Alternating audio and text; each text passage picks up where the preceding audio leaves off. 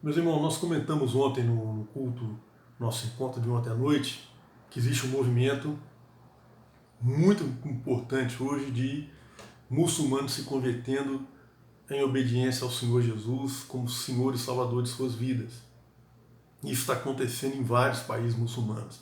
Aquele livro que eu comentei ontem, que eu mencionei, até queria estimular aqueles que tiverem interesse maior por conhecer o avanço da obra dos muçulmanos, que adquirisse esse livro, Um Vento na Casa do Islã. É uma história que vale a pena a gente conhecer com mais detalhes. Então ele reporta nesse livro a existência, como eu disse ontem, de 70 movimentos com mais de 1.000 batizados nas últimas 2 décadas, em 29 países. Mas dentre todos esses países muçulmanos, meus queridos, tem um que se destaca, porque está passando por um movimento de renovação espiritual, com um número de convertidos realmente que tem chamado a atenção. Esse país é o Irã.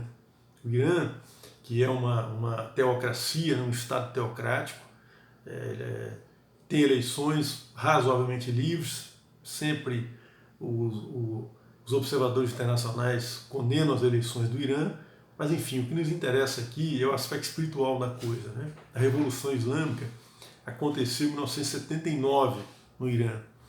Então, em 2019, eles completaram 40 anos de república teocrática lá instalada no Irã. Quando aconteceu a Revolução Islâmica, lá em 1979, o número de crentes iranianos, ou seja, aqueles, desconsiderando os imigrantes, aqueles que vieram de outros países, os nascidos no Irã, não chegava a 1.000 pessoas. Ora, de fato, um movimento muito pequeno, o número de crentes no Irã. Haviam comunidades de imigrantes que sim seguiam o cristianismo ou alguma outra religião, mas crentes iranianos eram muito poucos quando aconteceu a Revolução Islâmica. Pois bem, hoje, meus queridos, esse país passa por um processo, sabe, que nós temos que louvar muito a Deus, porque tem acontecido de fato, o Irã está sendo sacudido por uma taxa muito grande de pessoas se convertendo ao cristianismo, está acontecendo de maneira até preocupante para as autoridades. A gente tem visto eu sou interessado no tema, então estou sempre pesquisando uma coisa ou outra, a gente tem visto notícias na internet de que as autoridades estão preocupadas com 2 aspectos do que está acontecendo. Primeiro, o número muito grande de convertidos ao cristianismo, e o que está acontecendo, inclusive, no meio das Forças Armadas, daquelas guardas especiais que eles têm lá, muitos cristãos se convertendo também nesse meio, e, por outro lado, o número de muçulmanos que atendem aos trabalhos nas mesquitas está declinando ano a ano. Lembrando que o Irã é um país de maioria xiita, né? A gente sabe que os xiitas são minoritários dentro do universo do islamismo, mas no Irã eles são maioria. O Irã é um país xiita e é um país onde as condições para o cristianismo são muito adversas. É um país que persegue muito severamente, um aparato estatal pesado, e persegue severamente a igreja cristã, as pessoas, principalmente as que se convertem do islamismo para o cristianismo, são muito perseguidos no Irã. Muitas vezes têm que sair do país. Então, quando a gente fala que existe um número grande de convertidos no Irã, crentes evangélicos hoje, inclusive gerando preocupações para a própria autoridade do país, e ao mesmo tempo despertando o interesse daqueles que se interessam pelo tema de missões, de que número nós estamos falando? Que magnitude é isso? Você tem que lembrar aqui que é muito difícil você ter estatísticas precisas quando se trata de um país onde tem um aparato persecutório tão pesado quanto é o caso do Irã. Mas veja bem, o Portas Abertas informa que hoje no Irã deve ter entre 5 a 7 milhões de crentes evangélicos. Então é um número expressivo por essa estimativa de Portas Abertas. Lembrando que a população do Irã é da ordem de 8 milhões. Então nós estamos falando aqui, de acordo com a informação do Portas Abertas, algo de entre 6 a 9% de cristãos evangélicos.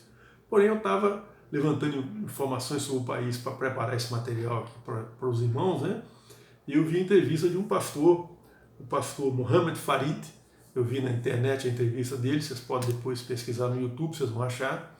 Esse é um pastor iraniano, ele se converteu no Irã, e a perseguição foi muito severa sobre ele, ele preferiu sair de lá, mudou para os Estados Unidos, e hoje ele tem um ministério específico voltado para o Irã. E o ministério dele atua em 2 frentes. Primeiro, a questão de literatura, bíblias mesmo, em farsi, que é a língua que eles falam no Irã. Essas bíblias entram lá, obviamente, contrabandeadas, porque o regime não permite que essas bíblias transitem por lá, né? E ele tem um outro trabalho, esse que gera, inclusive, mais frutos até, que é o oferecimento de cursos de inglês. Eles criaram uma plataforma, o Ministério dele criou uma plataforma parecida com o Facebook, mas não é o Facebook, é uma plataforma específica para isso, em que ele oferece curso de inglês para os interessados, para quem quiser, lá no Irã. E o interesse sempre é muito grande, em todos os lugares do mundo, por aprender o idioma, o inglês. E no Irã não é diferente. Só que todo o material que o estudante tem acesso não é nada mais nada menos do que o material de evangelismo. Enquanto o camarada aprende o idioma, ele está sendo evangelizado, aprendendo sobre os evangelhos, sobre a pessoa de Cristo, sobre a obra de Cristo. E quando a pessoa se converte, ele de fato toma a decisão ao lado de Cristo, ele é direcionado para outra plataforma, onde ele vai ser discipulado, treinado, eventualmente até virar um líder, alguém até que possa auxiliar o próprio ministério. Pois bem, esse pastor Muhammad Farid, ele falou nessa entrevista que hoje existem entre 10 e 12 milhões de cristãos, de crentes evangélicos no Irã. Então nós já estamos falando aí de algo chegando a 15% da população. E então isso de fato é algo que nós temos que louvar a Deus por isso, meus irmãos, porque é algo muito expressivo. Agora a pergunta que fica é: por que isso está acontecendo no Irã? Por que isso está acontecendo agora? E é difícil a gente discernir os caminhos de Deus. O vento sopra onde quer, não é isso? É o que Jesus disse. Mas a gente sempre é bom tentar entender algumas razões de por que isso pode estar acontecendo e por que isso pode estar acontecendo agora. Em primeiro lugar, existem razões sociológicas, a gente tem que entender que elas entram nessa equação também. E Deus usa isso no seu plano soberano de salvar vidas. O Irã é uma sociedade eminentemente formada por jovens. 70% da população do Irã nasceu já após a Revolução Islâmica. Então tudo que eles conhecem é aquilo ali. E o povo está vivendo uma situação de muita opressão, mesmo os muçulmanos lá estão muito insatisfeitos e tem muita frustração, porque eles vivem debaixo de um governo que é o que a Sharia prevê, né, a lei islâmica prevê, e o resultado é corrupção, sabe, um nível de corrupção muito alto, muita mentira contada à população, eles não têm liberdade para nada. Então isso abre o interesse por conhecer outras possibilidades de vida, né? O sofrimento, a opressão, abrem o coração para outras possibilidades de você viver a sua vida. Então esse é um aspecto importante. Outro aspecto muito importante também, e esse eu vi na entrevista com um outro pastor iraniano, tem o nome dele anotado aqui, pastor Ramin Parsa, também você pode encontrar na internet o trabalho dele. Ele está comentando nessa entrevista que o Irã hoje é um povo que clama, não só os convertidos, mas a própria sociedade islâmica está clamando por um Deus que eles não conhecem ainda. Interessante que nessa entrevista ele cita que o povo iraniano hoje clama como os israelitas clamavam quando estavam cativos no Egito. E Deus está ouvindo esse clamor, meus queridos. Como ele sempre ouve, quando alguém clama por ele, Deus responde. Quando alguém clama por ele, Deus reage, né? Mesmo que esse alguém não o conheça. Mas tem uma outra razão, meus queridos, que eu entendo que por que isso está acontecendo agora no Irã. Quando aconteceu a Revolução Islâmica, como eu disse, havia muito poucos crentes iranianos, mas haviam comunidades de estrangeiros que praticavam as suas religiões. Uma delas era uma comunidade armênia, bastante significativa no Irã.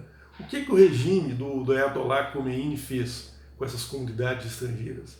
Eles permitiram que eles seguissem seus cultos. Então quem era cristão podia continuar sendo cristão, mas ele tinha que submeter à tutela do regime. E o regime estabeleceu 4 regras especialmente difíceis para que a igreja pudesse seguir. A primeira delas era que eles não podiam fazer culto em farsi, que é a língua que se fala no Irã. O cara é estrangeiro, então ele fala na língua dele. Segundo, ele não poderia aceitar a presença de qualquer muçulmano dentro do culto dele no santuário. Ele não poderia evangelizar muçulmanos na rua. Quarta regra, ele teria que manter, as igrejas teriam que manter uma lista atualizada mês a mês das pessoas que são membros daquela igreja ou que congregam ali, que frequentam ali, tinha que entregar isso para o governo todos os anos, todos os meses.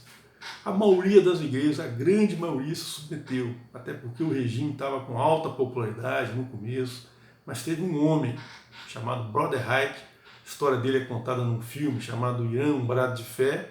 Eu até circulei esse filme há uns 10 anos atrás entre alguns irmãos do Bom Retiro. Ele é chamado Brother Reich, porque apesar de ser pastor, no convívio com suas ovelhas na igreja, ele não gostava de ser chamado de pastor, preferia ser chamado de irmão Reich. Então você procurar na internet Brother Reich, você vai achar. Reich é H-A-I-K. Ele só usava o título de pastor quando ele se dirigia às autoridades do país. Dentro da igreja era simplesmente irmão Reich. Esse homem se negou a seguir essas regras. Ele simplesmente fez um momento de desobediência civil dentro de Teherã, meus irmãos. Estamos falando de uma vilazinha, num lugar perdido do país, dentro de Teherã, na capital. Ele fez um momento de desobediência civil. Não precisa prolongar muito a história para dizer o destino que ele teve. Esse homem foi morto, preso, torturado, morreu com 27 facadas, e o regime foi tão perverso com esse homem que eles o enterraram como indigente num cemitério público. Mas a misericórdia de Deus com esse homem, com a obra que ele está fazendo no Irã, foi tão grande que o coveiro, que nem era cristão, o reconheceu e foi lá informar a igreja cristã que aquele homem que havia sido enterrado era o Brother Reich. Então eles foram lá, exumaram o corpo desse homem e ele foi então depois transportado para um cemitério cristão, identificado que era ele mesmo. O culto fúnebre desse homem, se quiser, no filme mostra a cena, estava chovendo pesadamente, 2.000 pessoas, inclusive muitos muçulmanos, porque era uma pessoa muito querida no país, né, porque ajudava muita gente, não só da igreja dele, mas pessoas da sociedade, ele ajudava também, 2.000 pessoas. Isso aconteceu no momento em que a igreja era muito pequena no Irã, muito inexpressiva do ponto de vista do número de pessoas, dos recursos humanos, dos recursos financeiros. Mas o exemplo desse homem inspirou toda uma geração que veio depois. Então, partindo para concluir essa nossa semana de orações e os nossos encontros diários aqui, eu quero dizer que a obra de missões, meu querido, em todos os lugares onde ela deu frutos, você pode pegar que alguém pagou um preço alto. Isso é verdade na China, isso é verdade no Irã, isso é verdade no Brasil. Portanto, quando nós lançamos uma campanha de transformar o mundo com a alegria de Cristo, saiba que isso não vai ser feito com facilidade. Isso não vai ser feito dentro do conforto de nossas casas, da caminha quente das nossas casas. Nós temos que sair a campo, nós temos que dar a cara a tapa muitas vezes, sabe? Passar por certas situações difíceis, nos dispomos a isso, porque senão a obra não avança. A obra não avança. Há um preço a ser pago. E o preço que a gente paga é o preço que essa obra avança. O apóstolo Paulo fala que no fim dos dias haveriam homens que seriam mais amantes de si mesmos do que de Deus. É interessante que ele não está falando que esses homens vão ser inimigos de Deus, mas eles vão amar mais a si mesmos do que a Deus. Então, se nós quisermos fazer essa obra no espírito com que Cristo fez, no espírito com que o apóstolo Paulo fez, no espírito com que o Brother Reich fez lá no Irã, nós temos que amar mais a Deus, muito mais a Deus, do que a nós mesmos, o nosso conforto. Que Deus nos abençoe.